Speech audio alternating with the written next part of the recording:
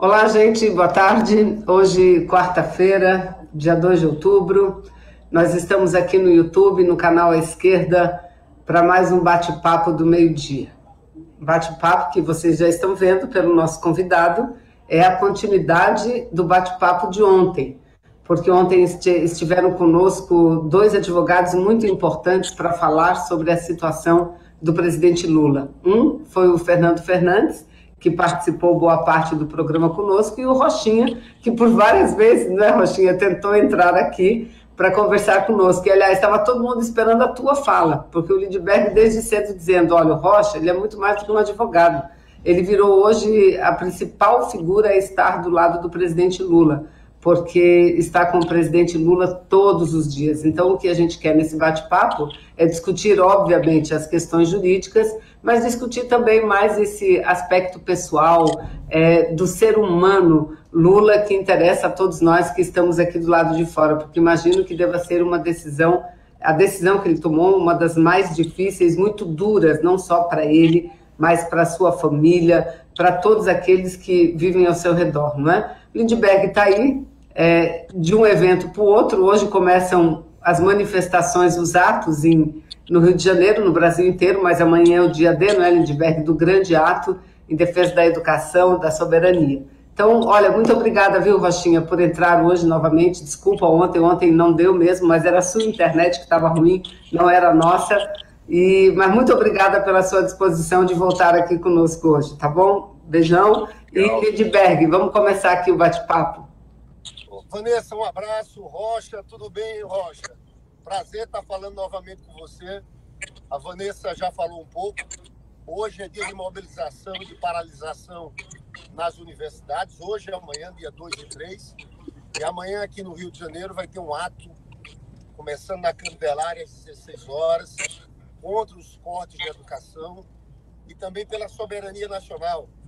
Afinal de contas, dia 3 de outubro, foi o dia que a Petrobras foi criada por Getúlio Vargas, há 66 anos atrás, e tem essa ameaça do governo de privatizar a Petrobras, já está entregando partes. Rocha, ontem eu falava aqui que você, além de advogado do presidente Lula, você conversa quase que diariamente com o presidente Lula. Eu queria que você relatasse um pouco essa rotina de conversas. Como é que está o estado do espírito do presidente Lula?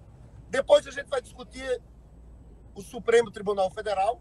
Hoje, em tese, tem aquela sessão que pode trazer uma modulação, se é que a gente pode falar desses termos, daquela decisão em cima das alegações finais no caso do Benedito.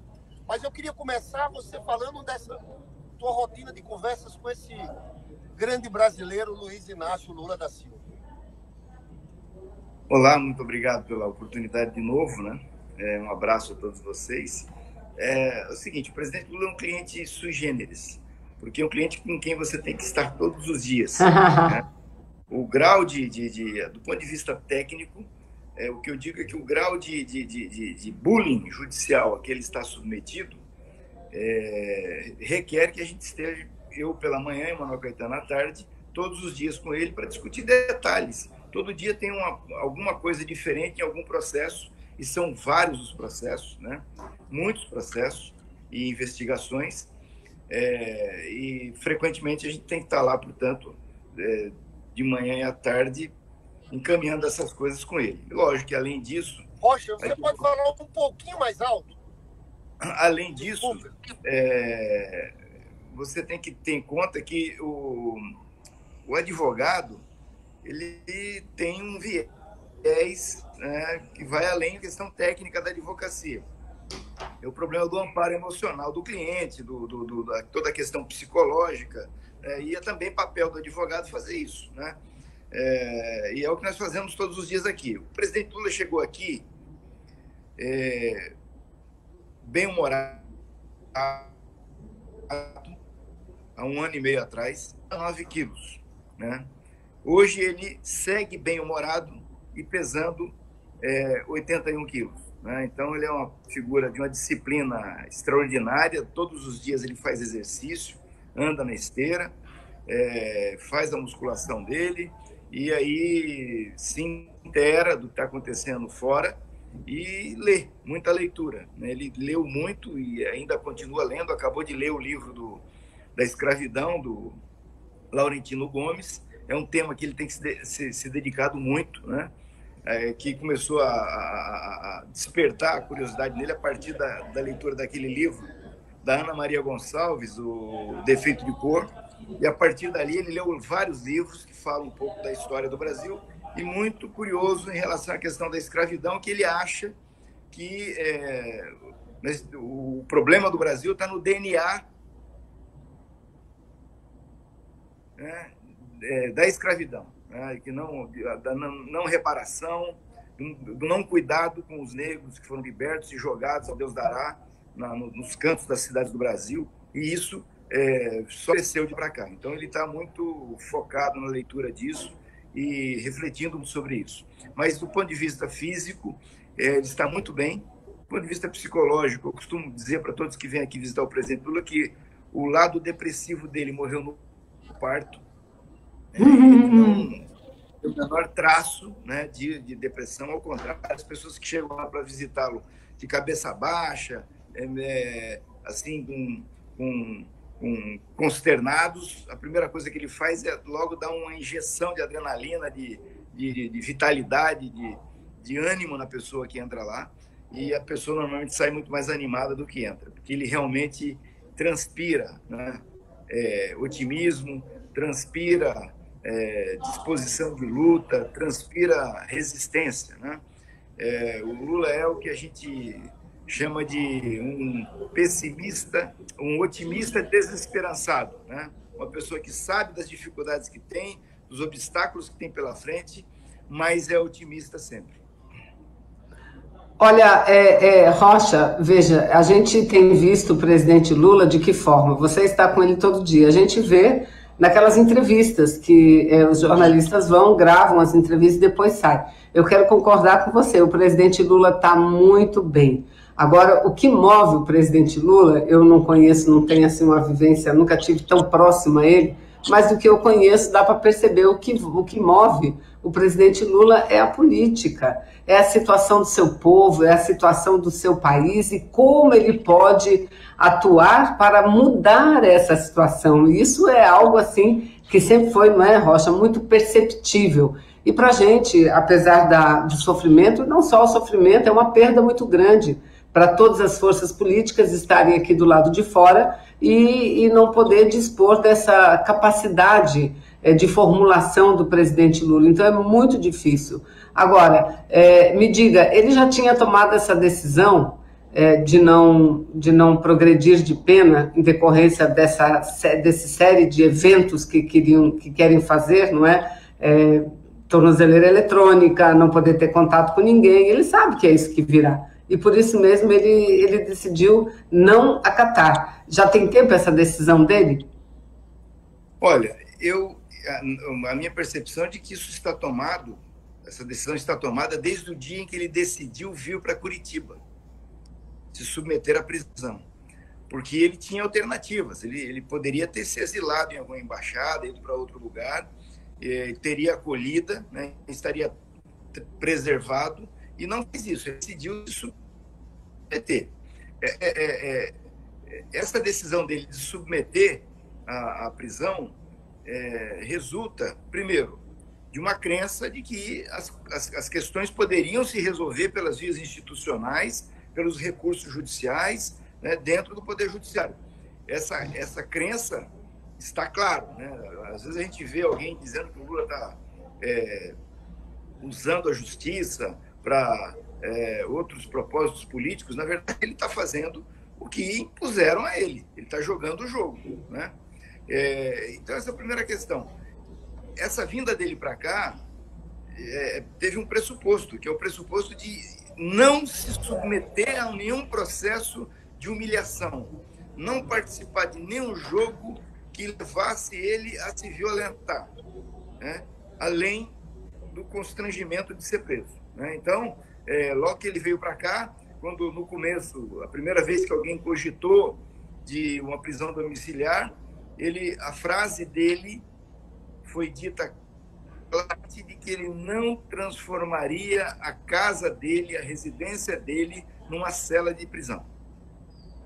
Certo? Isso dito eu imagino, eu acho que mais ou menos a coisa de mais de um ano atrás, isso foi dito por ele claramente, de que ele não aceitaria transformar a casa numa prisão. Então, essa decisão é uma decisão já de algum tempo, né? A forma como a coisa aconteceu agora só tornou ainda maior a convicção dele de que ele não deve se sujeitar a essa situação, porque o pedido do Ministério Público foi feito antes que completasse o prazo em que ele adquiriria o direito à progressão. O direito à progressão ocorreria no domingo. O Ministério Público se apressou em fazer isso já na semana passada, dispensando a multa, né? Ou seja, dando de barato que ele realmente vai ser solto, tem que ir para casa, né? O problema disso é que o presidente Lula não vai aceitar esse jogo político do Ministério Público, né? Ele, além de não querer transformar a residência numa prisão, já tem dito, em todas as entrevistas que ele tem dado aqui em Curitiba, ele diz que ele não usará a tornozeleira em hipótese nenhuma, né? E os dois requisitos que a juíza tem estabelecido aqui na execução penal, para que os detentos tenham progressão, o recolhimento da multa e o uso de tornozeleira. Então, a multa o presidente não vai pagar, né? Não tem 4 milhões, mais de 4 milhões e 100, né? Seu patrimônio está todo bloqueado, ele não tem dinheiro para pagar, então, portanto, não vai, só por esse requisito ele não vai ter progressão, né? E segundo, ele não, de modo algum, não utilizaria a tornozeleira. E aí é o seguinte, não é uma questão política essa, não é um gesto político. Esse gesto dele de não se submeter a isso é um gesto de autopreservação da sua autoestima, da sua condição de ser humano, de homem, né? A preservação da sua dignidade pessoal e de sua família, né? De não se submeter a uma situação de humilhação. Ele não vai aceitar. Então, portanto, isso não vai acontecer, né? Essa progressão ela não vai acontecer por conta disso. Eu ouvi aí alguém falando na mídia que isso seria uma forma de pressionar o Supremo. De maneira nenhuma. O presidente Lula está aguardando há 1 ano e meio, com a maior paciência do mundo, a manifestação da justiça. Em nenhum momento ele fez qualquer gesto de pressão, né? Ao contrário, ele está aguardando aqui pacientemente que a justiça. O que ele tem reclamado é que ele quer que os tribunais superiores manifestem sobre o mérito do processo. O STJ não fez isso e ele está pedindo para que o Supremo faça, né? E está claro para o presidente Lula, nesse momento, que o Ministério Público correu, vamos dizer assim, para fazer um gol de honra, né? Porque o que está acontecendo eles tinham um planejamento, está claro que eles tinham um planejamento de encavalar condenações. Então, uma condenação do triplex, depois viria a condenação do sítio de Atibaia, depois viria a condenação do terreno do Instituto, de tal maneira que, na hora que o presidente conseguisse se livrar da prisão do triplex, já teria a condenação do sítio e depois a condenação do terreno do Instituto. Certo? Esse planejamento do Ministério Público começou a ruir, vir abaixo, quando saem as notícias do Intercept, né? Começa a abalar esse projeto do Ministério Público. Ele ficou seriamente comprometido e eu diria para você, o golpe definitivo nesse projeto, de ter 3 condenações do Lula para impedir que ele saia da prisão, ruiu definitivamente com o precedente do Bendini, né? Que anula as condenações, ela acaba tendo o mesmo tratamento do delatado, né? Que é uma coisa realmente absurda, e o Supremo enfrentou definitivamente isso no plenário, e essa questão do plenário, ainda que se module de alguma forma, ela põe abaixo o projeto do Ministério Público de ter condenações encavaladas do presidente Lula, né? Portanto, ele só tem a condenação do triplex, não vai ter outra condenação esse ano mais, né? Eles não vão conseguir isso, de maneira que, e também, para finalizar esse golpe mortal, a questão do segundo grau, que está claro que o Supremo, já está claro para o Ministério Público Federal, inclusive, que o Supremo vai enfrentar isso agora em outubro, provavelmente, no mais tardar no começo de dezembro, e isso não vai se sustentar. Então, portanto, a ideia... Não, mas explica direito, porque a forma como você coloca, as pessoas não estão entendendo, que é aquele julgamento da prisão em segunda instância, né? Na segunda instância, exatamente. Aquela violação da Constituição que o Supremo produziu, que certamente vai corrigir agora. E que isso também torna inviável esse processo de encavalamento das condenações. Então, o presidente Lula certamente, vamos dizer assim, está muito próximo de ser libertado por alguma decisão do Supremo Tribunal Federal.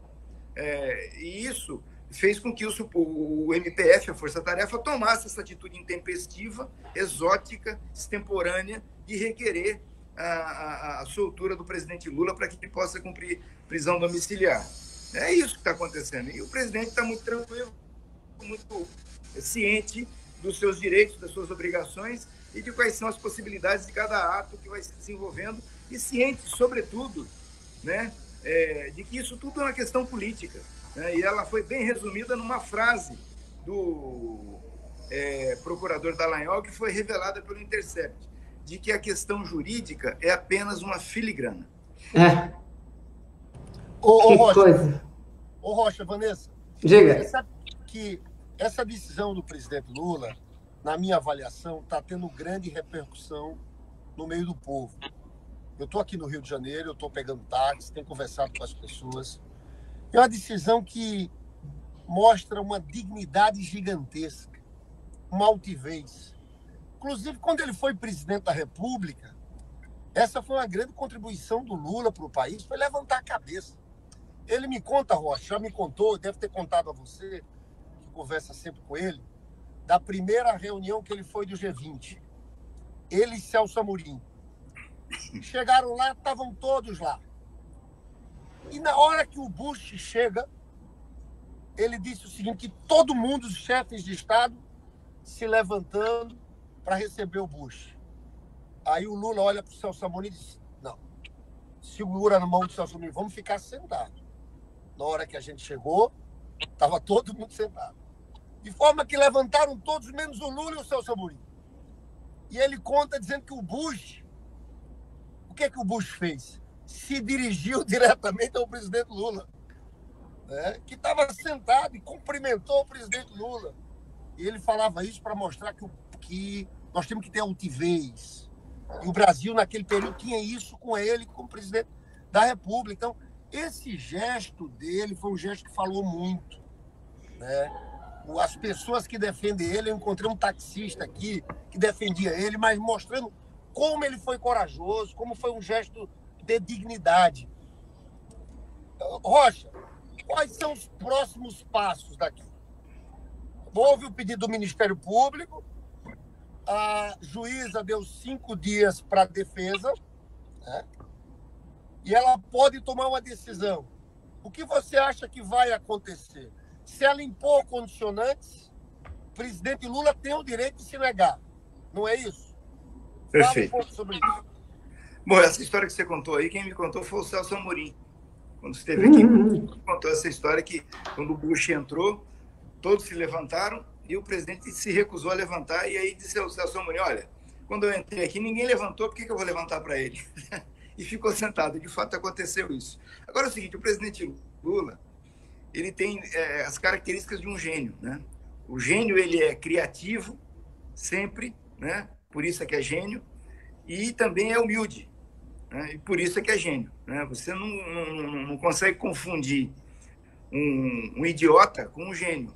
Você consegue confundir um gênio com um idiota, mas logo depois isso se esclarece. O contrário não é possível. O presidente Lula é um gênio, né? Um gênio político, né? E essa é a vida dele.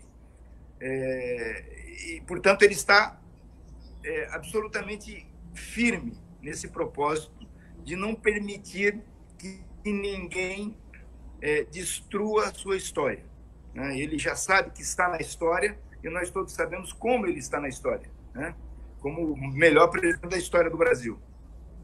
E não vai permitir que ninguém toque nisso, né? Ele vai é uma fortaleza inexpugnável nesse aspecto, né? O que vai acontecer daqui para frente a juíza deu vista à defesa, pediu à Polícia Federal que prestasse informações sobre o comportamento do presidente Lula, e a informação da Polícia Federal não pode ser outra que não que se trata de um detento absolutamente exemplar, e a defesa tem 5 dias, mas aí tem uma questão, uma sutileza técnica, que a defesa ela vai ter que ser intimada, né? E isso demora um tempo. Então é provável que a defesa, na verdade, tenha 15 dias, né?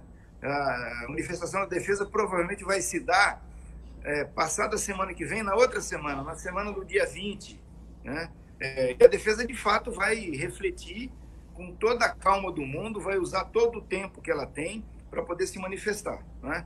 Não há razão para ter assodamento, não há razão para ter pressa, e é isso que vai acontecer. Provavelmente, a defesa vai ter uma manifestação pedindo para que a progressão e a ida dele para casa se dê sem nenhuma condição, né? E aí ele vai submeter a progressão.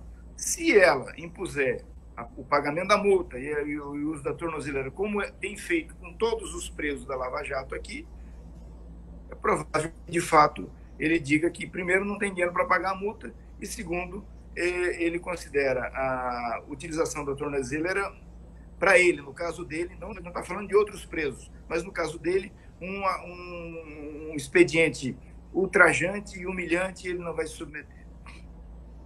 Agora, veja bem, viu, Lindbergh, inacreditável, diante desses fatos, a gente lê ainda matérias como essa que foi, está desde ontem sendo divulgado, você deve ter tomado conhecimento, né, Rocha, acho que o Lindbergh também, da manifestação do presidente, o desembargador, presidente do TRF4, Vitor Laus. Ele fala que o Lula tem tido muita regalia. Ora, Lula foi presidente do país, aliás, pela lei, ele nem lá devia estar, ele devia estar efetivamente numa sala, como é que chama, de Estado-Maior, não é? Muito melhor, em melhores condições do que está. Aliás, ele não devia nem estar preso, porque a gente sabe que esse processo dele foi totalmente manipulado, e isso dito não mais por nós, por eles mesmos, né, que perseguiram o presidente Lula. Mas o Vitor Laus disse isso, e diz mais, ele diz que o presidente Lula, que ele não é bem-vindo onde está. Olha só, falando assim pela cidade de Curitiba, o que é isso? Ele é o presidente, um desembargador, olha só o ódio, mas aí... Deixa eu dizer uma coisa. Eu sou curitibano, nascido em Curitiba, tá? E o meu escritório de advocacia está no bairro Boa Vista, exatamente o mesmo bairro onde está a Polícia Federal. E como morador, usuário do bairro Boa Vista, eu posso dizer a você que o presidente Lula é bem-vindo aqui, sim. Uma pessoa que nem é de Curitiba não pode falar isso, né? De dizer que... Não, e pior... Eu não sei nem se o Lau sabe onde é o bairro Boa Vista em Curitiba, entendeu? É um negócio assim... inacreditável essa manifestação. De dizer que os imóveis se desvalorizam. Eu moro aqui, certo? Eu vou contratar o Laus para ele fazer uma avaliação do meu imóvel, né, para, de repente, melhorar a avaliação do meu imóvel, que é aqui no bairro do Boa Vista. Isso não tem cabimento. Muita gente falando, autoridade falando, e o pior, não é que o problema não é falar, o problema é falar bobagem. Não, e o que é pior, ele é desembargador, ele não é uma pessoa qualquer, ele atuou no julgamento em segunda instância do presidente Lula. Então, cada vez que ele abre a boca, que ele fala sobre o presidente Lula, ele se auto-entrega, mostrando que ele tem um ódio do presidente Lula, que é uma coisa assim inacreditável. Na minha opinião, um juiz, um desembargador, não devia falar absolutamente nada sobre qualquer pessoa que esteja na sua alçada julgar, não é? Mas ele diz mais, é isso que eu quero que você fale aqui. Ele diz o seguinte, que não é o ex-presidente Lula quem decide sobre a progressão de pena, mas o Poder Judiciário, uma vez estabelecido o tempo necessário à progressão, ele progride sim de regime e acabou. Não é assim que vai acontecer, eu acho que nós estamos desde o começo mostrando isso, né? O presidente, tudo bem, ele tem que cumprir a progressão da pena, Mas o que ele não pode acatar, o que ele tem o direito é de não acatar as condicionantes. Então, eu entendi bem o que você colocou. Ou seja, a manifestação da defesa do presidente Lula vai ser o seguinte, é um direito dele, então que isso ocorra sem qualquer condicionante. É isso, né? Exatamente. Assim, a progressão é um direito, ela não é uma obrigação, né? É um direito. Que o poder público, o Estado, tem a obrigação, o dever de prover, de oferecer, né?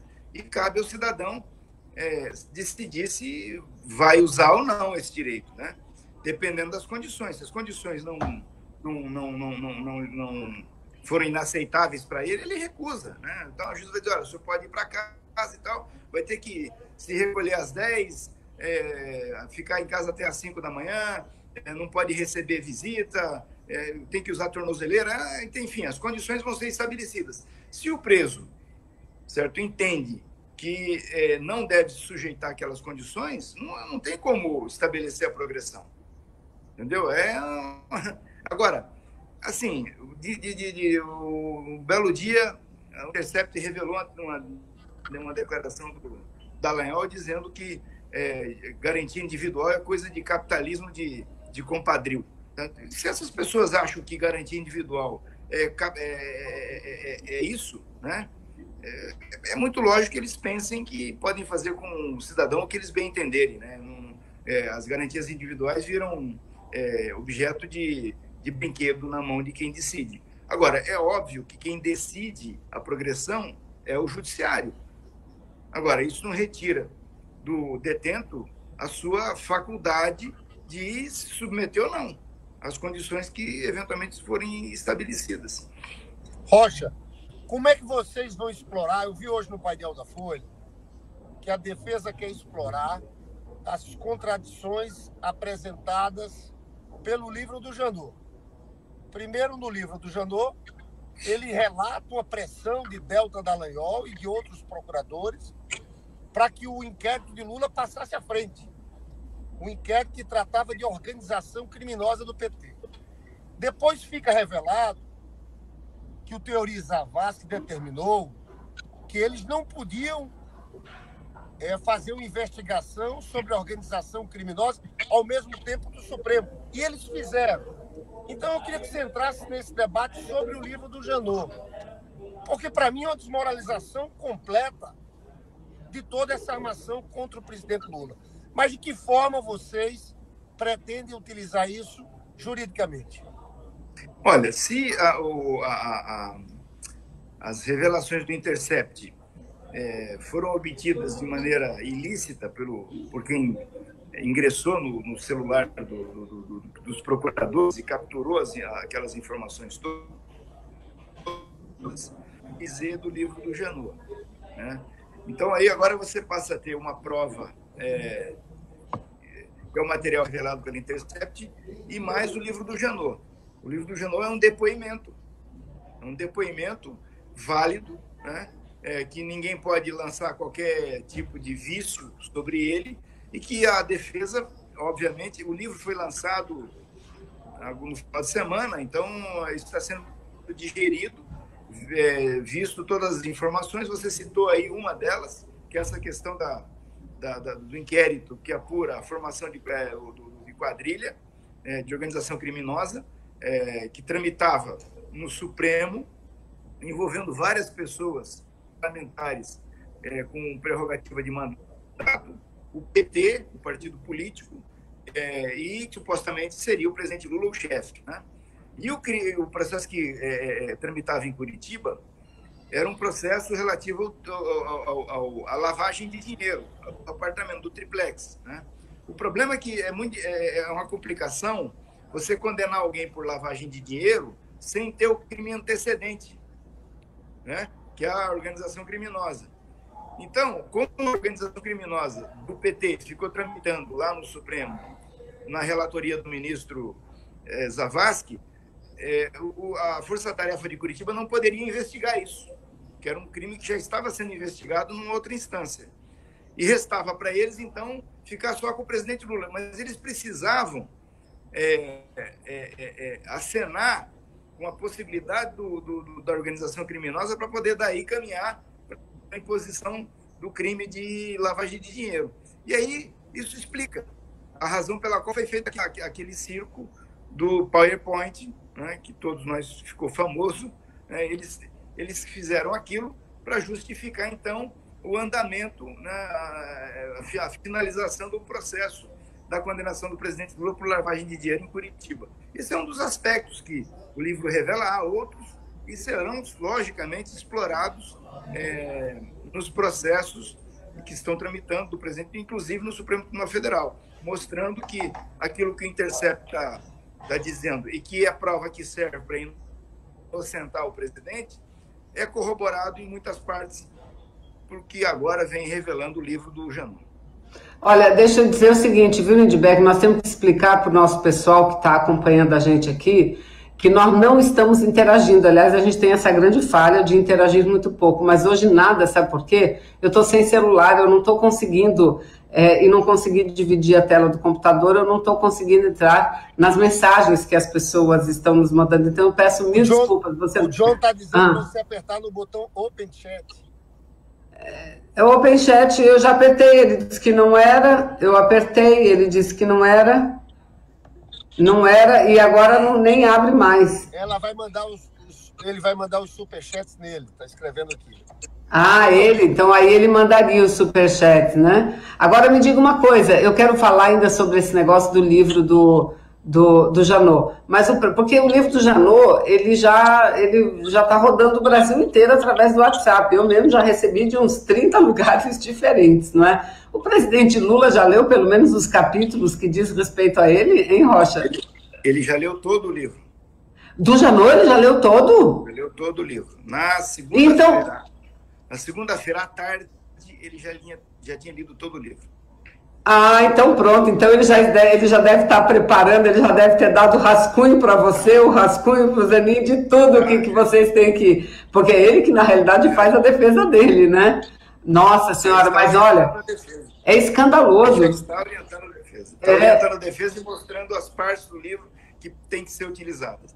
Olha aí, ó, veja bem, é escandaloso, desde ontem, não é, Lindbergh, que os jornais dão isso, e o painel da Folha. O painel da Folha é aquele pedacinho que são vários comentários, né? Desde ontem que está dando isso. E hoje diz o seguinte, o título da matéria é O que disse e o que fez, né? Se referindo ao Janot. Então, ele dizendo o seguinte, que o Janot teria dito para eles, os procuradores da Lava Jato, abre aspas, vocês desobedeceram a ordem do ministro, fecha aspas, que é aquilo que você falou aí. O ministro tinha dito que não podia investigar organização criminosa. O ministro Teori, que era o relator no Supremo da Lava Jato, porque esse caso estava lá no Supremo. Aí o Janot disse para eles, vocês desobedeceram a ordem do ministro. Segundo ele, segundo o relato dele próprio no livro, né? Entretanto, apesar dele ter dito isso, ao Supremo Tribunal Federal, no dia 16 de setembro, em resposta à reclamação na qual a defesa dizia que Lula estava sendo investigado pelos mesmos fatos em 2 lugares, STF e Curitiba, Janot desqualificou o argumento e defendeu a Lava Jato. Ou seja, o que ele faz com o livro dele é uma autocrítica. O que ele faz é uma autocrítica, você concorda? Concordo porque... Na verdade, ele vai expor aí nesse livro, o livro, vamos dizer assim, se fosse uma novela, tá, ele seria, ou uma série de televisão, ele seria um capítulo na novela, né? Porque o que o livro está expondo é como o Ministério Público saiu dos trilhos. Porque o Ministério Público ele tem uma função de zelar pela aplicação da lei, pela boa aplicação da lei. Então, se tem alguma coisa sendo feita em desacordo com a lei, o primeiro a gritar tem que ser o Ministério Público. E o que você está vendo aí é a violação da lei e o Ministério Público defendendo a violação da lei. E aí eu acho que o sentimento corporativo, né? A Lava Jato meio que virou um partido político, né? E sequestrou as outras dimensões do Ministério Público, inclusive o próprio Procurador-Geral da República. É lamentável isso, mas é o que nós estamos vendo. Eu acho que desse todo, em algum momento, o parlamento brasileiro vai ter que tirar lições e produzir alterações legislativas para melhorar os nossos mecanismos de fiscalização, de investigação, de processamento de crimes e de sanção, né? Não é possível realmente que tenha ocorrido no Brasil o que ocorreu aqui. Sabe, eu tenho recebido os estrangeiros que vêm aqui em Curitiba visitar o presidente Lula, né, vários deles. Aliás, um deles acabou de ser nomeado ministro da Economia da Itália, né, o Roberto Gualtieri, que esteve aqui visitando o Lula.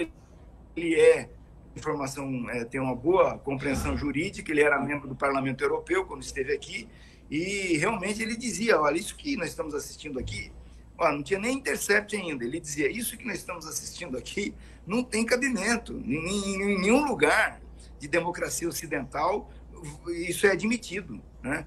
Esse tipo de situação de prorrogação indevida de prisão provisória, de quebra de sigilo de presidente da República por juiz de primeiro grau, aquelas conduções coercitivas flagrantemente ilegais, né, que depois foi declarado ilegal pelo Supremo Tribunal Federal e proibido isso. Enfim, nós estamos aí há 30 e poucos anos da nossa democracia constitucional e vão melhorar, né? Esses eventos servem para que a gente melhore a nossa vida. Agora, Rocha, é muito interessante o que você falou, que o presidente Lula já tinha lido o livro do Janot na segunda-feira.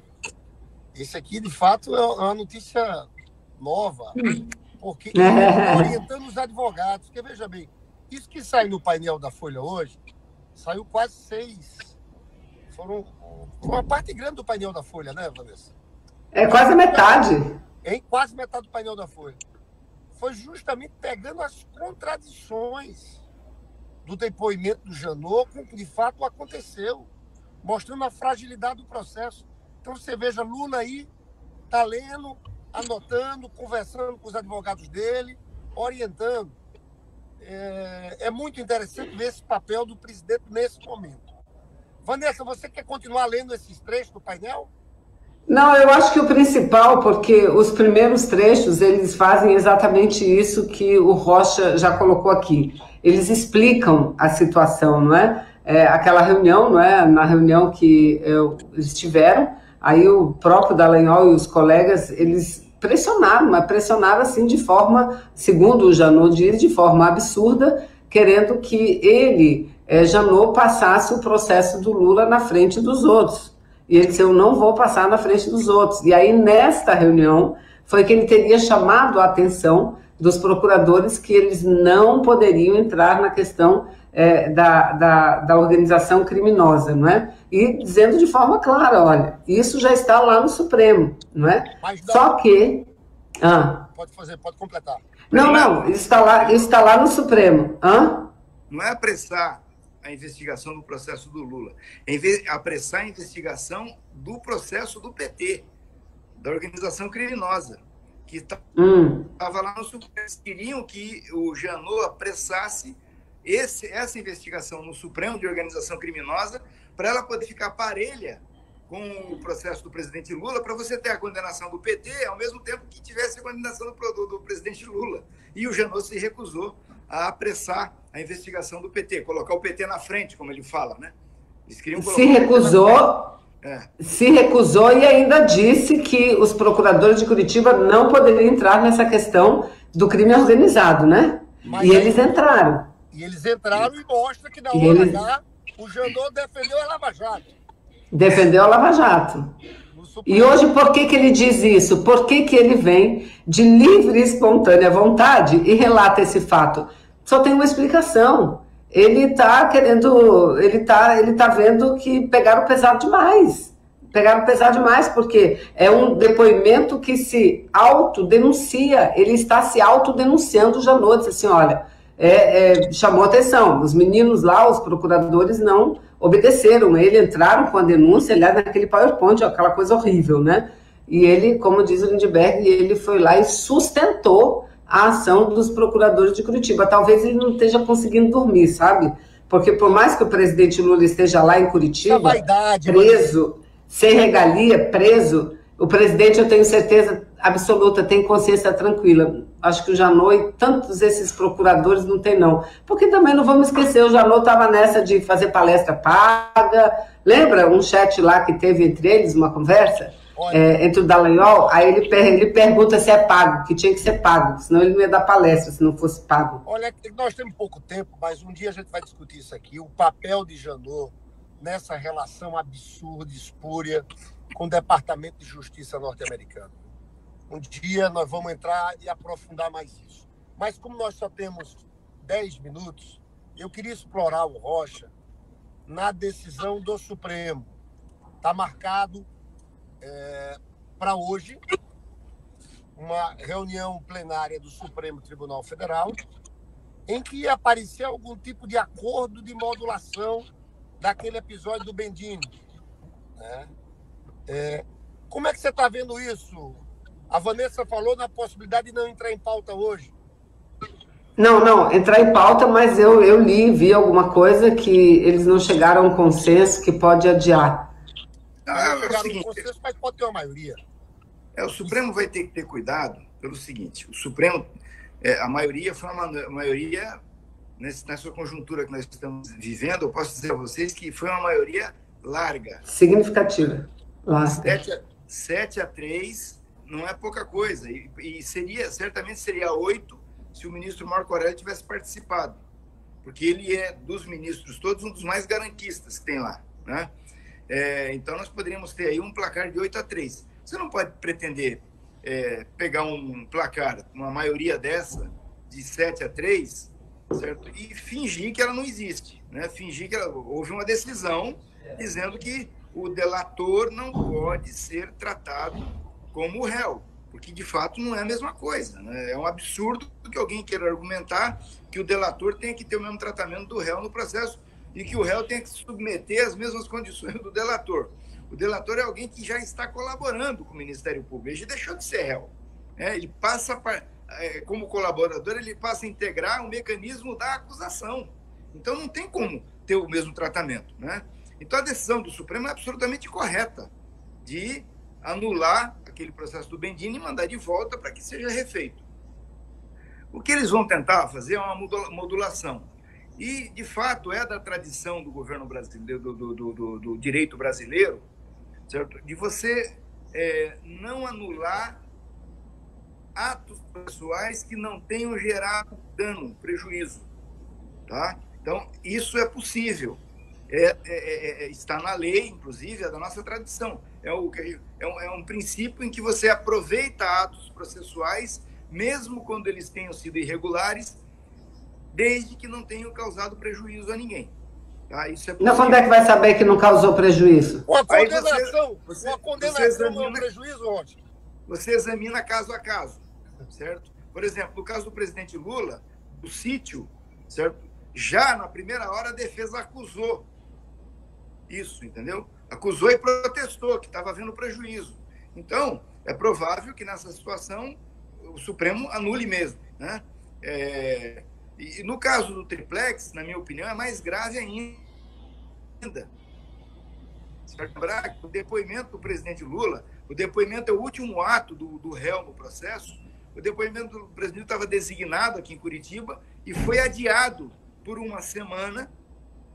Tá? E na semana em que ocorreria o depoimento do presidente Lula, houve o último depoimento do Léo Pinheiro, que pela primeira vez, depois de 2 ou 3 vezes depondo, fala do presidente Lula e fala do triplex.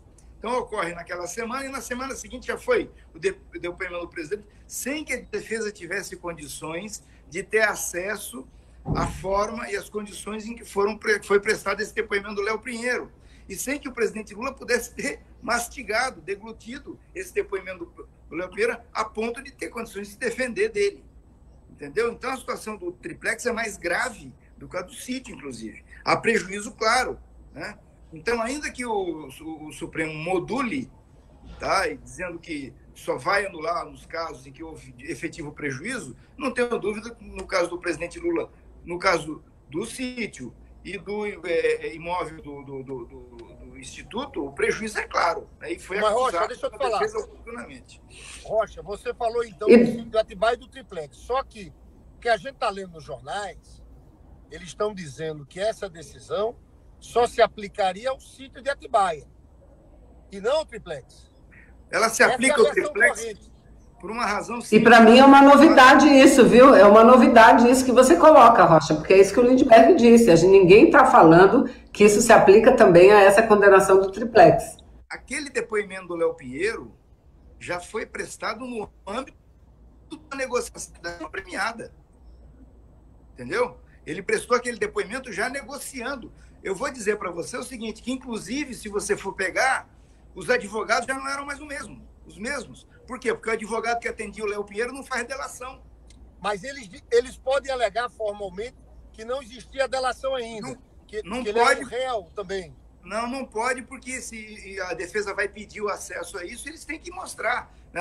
Já existia negociação, certo? Tanto que o advogado que atendia o Léo Pinheiro saiu e colocaram outro que faz delação, porque o que estava não fazia. Havia ali já um procedimento... Então, a defesa vai entrar também com pedido de anulação do triplex por conta disso?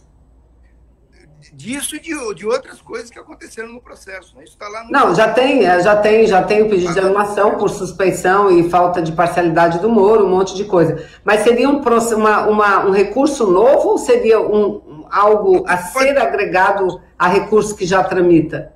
Não, isso pode ser debatido nos recursos que já estão lá. Ah, mas a sim. defesa pode, isso é uma coisa que o doutor Zanin está examinando, a defesa pode utilizar um novo habeas corpus, entendeu? Nessa situação. Agora, olha, muito bom. É preciso esperar o Supremo resolver isso hoje, né? Se não resolver hoje, semana que vem, né?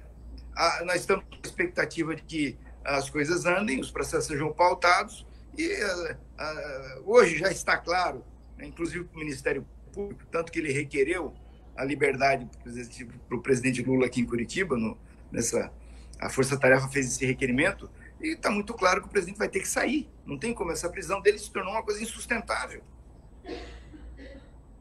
Vai ser bonito o ato de saída do presidente Lula, viu? Vai ser muito bonito. Eu também acho que essa questão é uma questão política, tanto que mesmo as pessoas que não são seguidoras do presidente Lula, não têm as mesmas opiniões que o presidente Lula tem, não defende os mesmos projetos, essas pessoas reconhecem que o Ministério Público tentou fazer, assim, uma manobra, e sob a qual o presidente Lula deu um cavalo de pau, né? Eu acho que é isso, uma manobra política, para ver se tira a pressão do Supremo. Mas olha, eu sinceramente, Rocha, eu não vejo a hora, porque fazer justiça não basta a liberdade do presidente Lula. É preciso que essas pessoas que cometeram isso paguem, elas têm que pagar. Não é? Eu vi uma parte de uma fala muito curta do Gilmar Mendes, no julgamento, aquele que não foi concluído sobre se a defesa fala por último ou não, não é? Ele dizendo o seguinte, olha, eu não tenho tempo para falar aqui, mas se eu tivesse, eu ia falar do Intercept. Eu ia falar que corrupção não se combate com corrupção, que é exatamente o que membros da Força Tarefa da Lava Jato de Curitiba fizeram. E deu nomes aos bois, dizendo, olha, não foi só a legalidade que deixou, a lei que deixou de ser observada, é própria prática corrupta. Então, eles têm que pagar pelo que eles estão fazendo, porque, olha, nós estamos aqui falando do presidente Lula, mas quem está sofrendo com isso tudo é o povo brasileiro, gente. Isso foi uma crise que eles vieram criando, desemprego, fome, tudo a culpa é deles. Eu acho, assim, muito importante, só para mim finalizar minha participação aqui, dizer o seguinte, não se combate corrupção sem democracia. É impossível você combater corrupção sem democracia, né? Os juízes, os promotores e os delegados da Polícia Federal têm irredutibilidade de salário, inamovibilidade de função e vitaliciedade, tá? Esses 3 elementos são atribuídos a essas funções porque elas são função de Estado.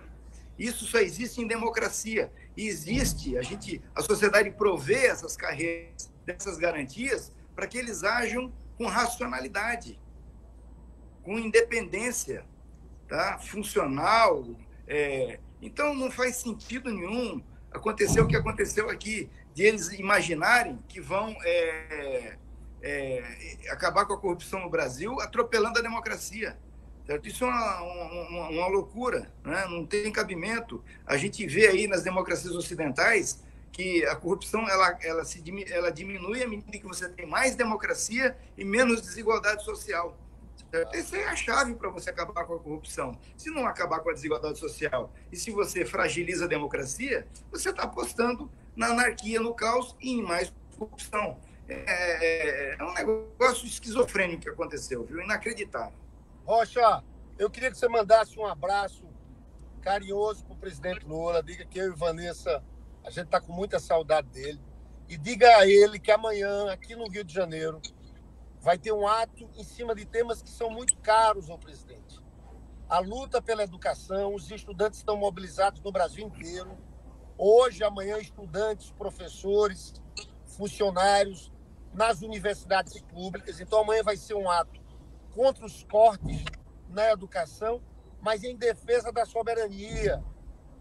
Há 66 anos atrás, no dia 3 de outubro, Getúlio Vargas teve a ousadia de criar a Petrobras, de fundar a Petrobras, quando diziam que aqui não tinha petróleo. E o presidente Lula foi o outro presidente que apostou nisso. Apostou no investimento para o pré-sal, em colocar como passaporte para o futuro, para a educação e para a saúde. Então, diga ao presidente que a gente vai fazer um grande ato.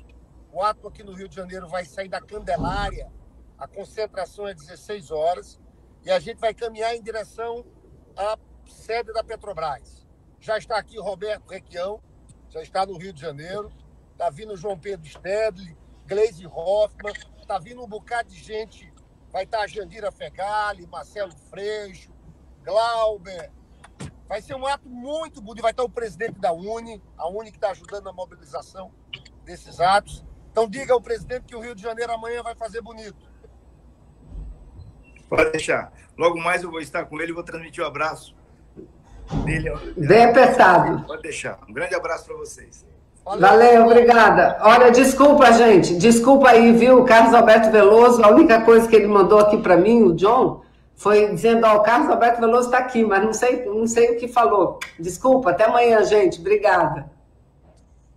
Tchau, Lindbergh. Tchau, Vanessinha.